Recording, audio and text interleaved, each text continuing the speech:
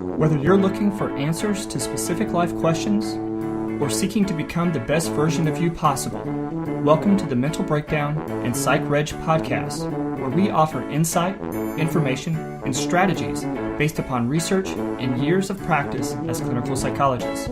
So sit back, have a listen, and get connected with our hosts, Dr. Berney Wilkinson and Dr. Richard Marshall.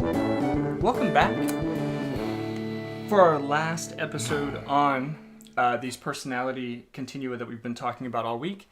And today's topic is changeability versus unchangeability. And I'm not even sure that unchangeability is really a word. It always has a red squiggly underneath it. But, you know, from a word structure perspective, I think it's correct. Unchangeability.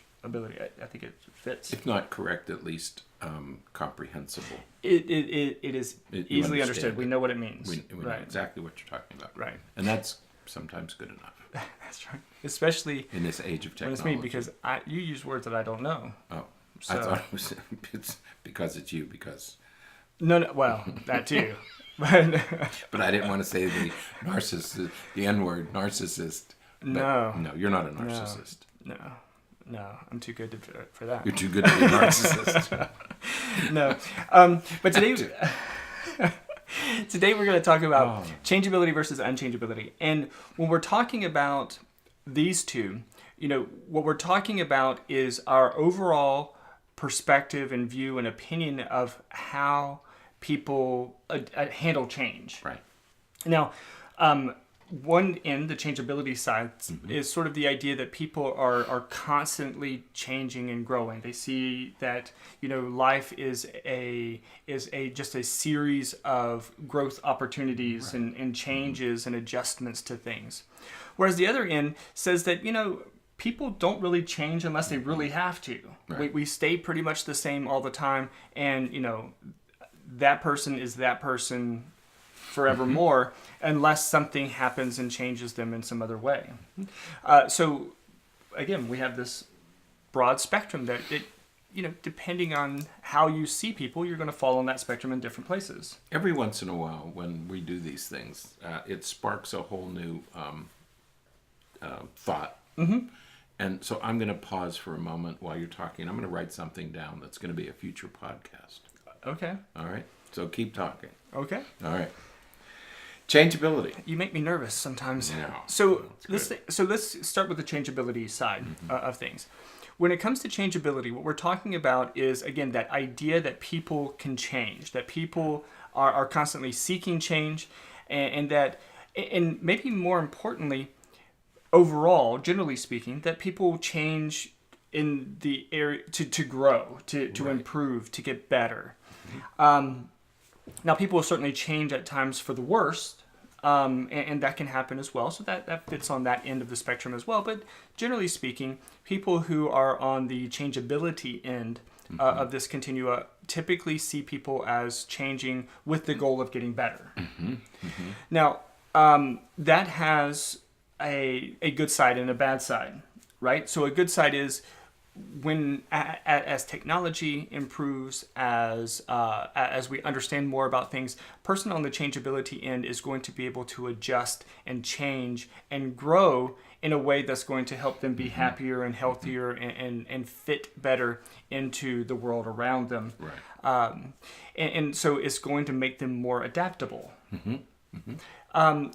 There is a pathological into this, and that is when, you know, we are constantly changing and growing so much that we don't have an identity, right. that we don't even know who we are, because we continuously change and adapt and adjust, and we've heard of people who have been called chameleons, right? The because, chameleon effect. Yeah, because they continuously change and just become a different person in different places, in different settings, and in different times. Right, that's right. Mm-hmm. And there's no real identity. Right. You don't have an individual identity. You're constantly changing to fit wherever you happen to be. Right. And when you don't have, and you lose your own identity. Right. You know, and then it's difficult to make decisions because you're not making decisions to meet your needs. Right. You're making decisions to meet the needs or to fit in for others. And we refer to this sometimes as, you know, this can result in personality disorders, like dependent personality disorders, right. and things like that, where you don't do anything for yourself. You're doing everything to make others happy, to fit what other people want you to fit. And so you're constantly changing and adjusting and reading your environment to see who it is that I need to be at this time. And this happens with one of the other examples of this is the classic caregiver. Right. The person who is always taking care of other people. And if you do that for a lifetime, or if you do that for 20 or 30 years, frequently mothers will experience this. Right. Not only mothers, but it is common among mothers who have taken care of their children for 20 or 25 years. Right. And suddenly they get to 45, or they get to their middle ages, 45, 50, and suddenly they've lost their identity because they've given it all to other people. Right. And it's easy to become resentful of spouses or of children or of parents or grandparents, because imagine a person who's given up who they are to take care of children, and suddenly now you have elderly parents and you have to take care of them. Right. And so you've never been able to have your own life. Right. You've never made decisions for yourself, and that becomes a problem for many people. So So that's some challenges on the changeability end of things. Now, on the other end, we have unchangeability. Right. And it's similar to what we talked about before with that, people who want heterostasis, where they want things to stay, or I'm sorry, homeostasis, where they want things to stay the same and they don't want to change. But when we're talking about this end, what we're really talking about is that, if you believe that people, that at their foundation, the person is the same person that they've always have been. Right. That they may have different clothes on, they may be doing something in a different place, but they are the same person at their core. When you're a good example of that, because through high school, college, before you went, when you worked early on, when you worked in the hospital, before you got your degree, your bachelor's degree, your doctoral degree, as a teacher, working in psychiatry, now working in private practice, you've been essentially the same person, regardless of the environment, right? I try. You were the same when you were working as a high school student, right? You were basically the same person. Yeah, pretty consistent. I mean, people would know, oh yeah, that's Berney. That's what Berney does. That's right. Still like Ninja Turtles. You still like, you have Ninja Turtle underpants. How did you still have those? No. Oh, I thought maybe you still. Be quiet. Okay. That's our secret. But the unchangeability is that we are fundamentally the same, and that people don't really have the capacity to change fundamentally. Now, again, there's good side and bad side to that, because the good side is that, okay, so we believe that at our core we are who we are. So we believe that we're consistent. We believe that we are predictable. We believe that, if you are expecting something positive from somebody, they're going to give you something positive because that's just who they are.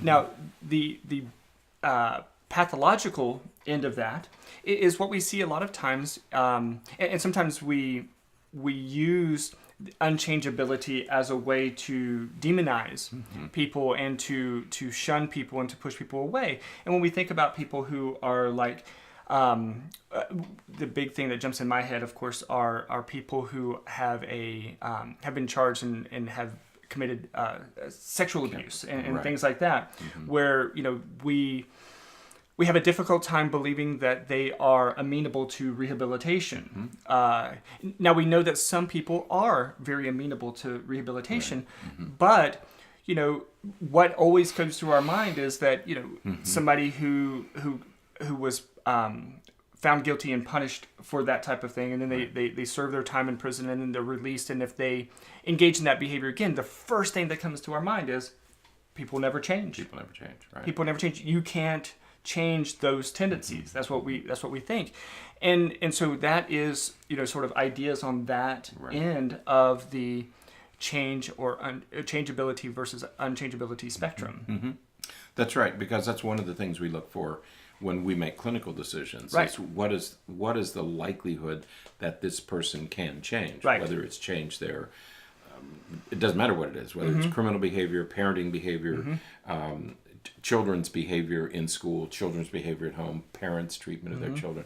What is the likelihood Right. that this person can change. Right. And that's an important characteristic that we need to consider Right. in our clinical work. And a lot of that is going to be based upon their own belief about That's things. right, their belief If system. you are talking with somebody and they are on that unchangeability That's end right. of the spectrum, and they're here for treatment, or they need some support, or they need to make changes, they're going to have a really difficult time because fundamentally they don't believe that people are capable of that kind of change. And no matter what you offer or no matter what you promise, Right. they're kind of incapable of getting there. Right. No matter what you do. I mean, there are some children who simply can't make transitions. Doesn't matter how you reward. Parents will come in and say, well, it doesn't matter whether I reward or punish them, nothing changes. Right. Well, you might be running into that person's basic temperament, their basic worldview on this particular dimension. Right. Now, throughout the week, we've talked about these 5 continua, and we've talked about sort of positive and negative things about each end of the each continua. In reality, we all fall somewhere in the middle. That's right. Sometimes Somewhere between. we go more to the left, and sometimes we go more to the right. But typically speaking, we're somewhere in the middle. And so we're asked sometimes about evaluation. Why, if we know some of these traits, and we know that, as we were just saying, that a person on the unchangeability end of things, they may be less likely to change. And so then we could know. So if you take that offender person that I was talking about earlier, and you do an assessment and you find that they are on the unchangeability end, then you know that, okay, that person is going to be very resistant to change. Right.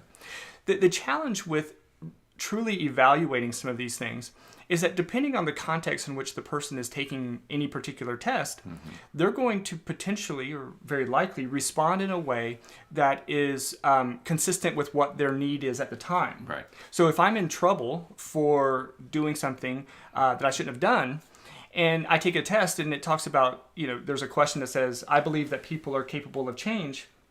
Well, of course, I'm going to say yes. No matter what I believe fundamentally, I'm going to say yes because I want you to believe that I can change, because I don't want to be as punished as greatly as I may otherwise be.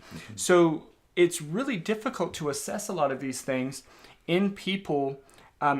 It's easy enough to develop these kinds of tests because, we give these tests to a bunch of undergraduate psychology students, and so the likelihood is they're going to be probably a little bit more honest than because they don't have reason not to be honest. They're not risking anything. There's nothing at stake, so they can answer it honestly, and it's anonymous. Right.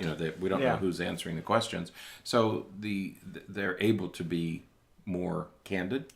Than a person who's maybe facing some dire consequences based on the test results. Right. So then when we do like parenting evaluations for people who are having some challenges related to DCF or, child abuse allegations or something like that, and then they take the test, well, I think that we could assume that there's a greater than likely chance that they're going to respond to items in a direction that's going to make them look more positive and look more amenable to change, whether they are or not. Right. And so it's exceedingly difficult to assess these things. We give rating scales to teenagers. And they know they're in trouble because they're here to begin with. I mean, they're being brought in, and so they do everything they can to look as normal as possible. Right. So they may or may not be telling you the truth when they fill out those rating scales. Right. So So it's really challenging, and so. As we're thinking about all of these different areas and wrapping up this week of personality traits and characteristics that we're talking about, I just want to make sure that we mention that it's much more challenging than it seems. The personality theory, we still have a series that we're going to post up on our other YouTube channel. We're going to do a series on personality and personality disorders, and we're going to talk much more about this. But the reality with personality is that we present ourselves in the way that our environment demands us to, and so we have this debate between state and trait as it relates to personality characteristics. And the reality is that there are times when we present one way, and in other environments when we present a different way. And it's difficult sort of with any objective means to really determine the difference. That's right. It's very difficult to know with certainty exactly where somebody is. Yeah. So it's important that each of us Right. consider this so that you know where you are, whether you have to admit it or not.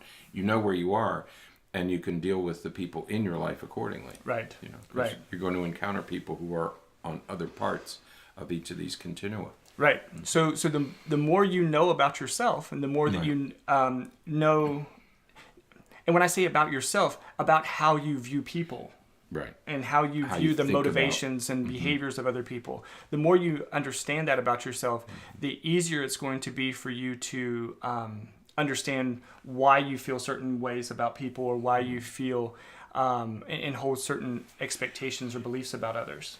Because I think it's especially, I said in one of these earlier today, I think I mentioned that, or maybe it was yesterday, where we said, especially if you have responsibility for others. Right.